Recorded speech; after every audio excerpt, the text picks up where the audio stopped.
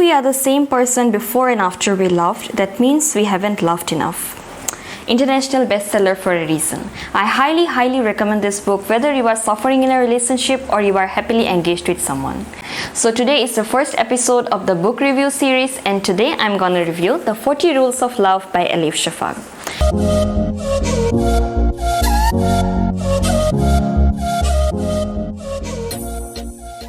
To be honest, I ordered this book thinking it to be a love story, or at least a story romanticizing love.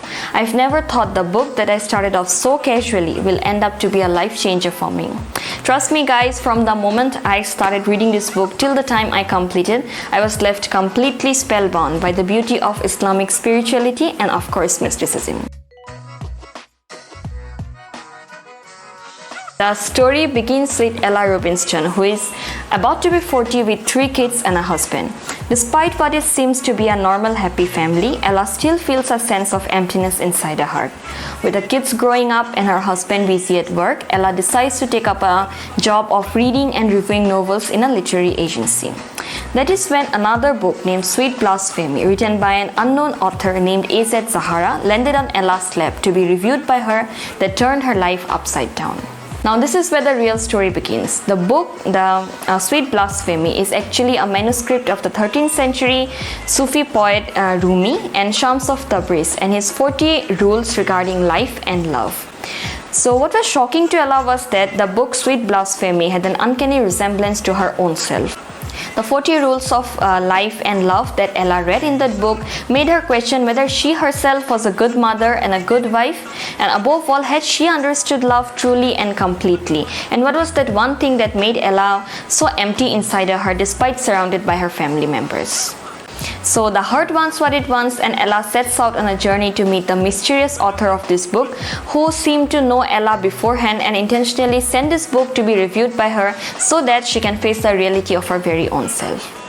Now I won't give any more spoilers regarding this book. You have to read this book and I'm sure you'll reconsider the way you think about love, trust me. So, is the author of Sweet Blasphemy spying on Ella? I won't tell you that. Is this a religious book? No, it's purely spiritual. So, is this book about Ella's love story? No. Is this Rumi's love story then? Not at all. This book is a lot more than that, and when you read it, you know it. My first read from Elif Shafak's collection, and I was really completely blown away by the way she delivered the messages regarding love with such simplicity. No wonder she is the best female writer in Turkey and loved worldwide. See, if you are a kid, I won't suggest you to read this book. You won't get anything. And if you are someone who has just started reading, I mean if you are a beginner, I won't suggest it to you either because you might find it boring. But see, adding it in the TBR list never hurts. I'll give the purchase link in the description box. If you like the review, please give a thumbs up, and if you have any other book in your mind that you want me to review, please feel free to use the comment section. I would be so happy to review it for you as soon as possible. You can follow me on Instagram and you can also read my blog. Both these links I'll provide in the description box. Let's meet again next week in another new video. I, Samprity. Until then, thank you and bye bye.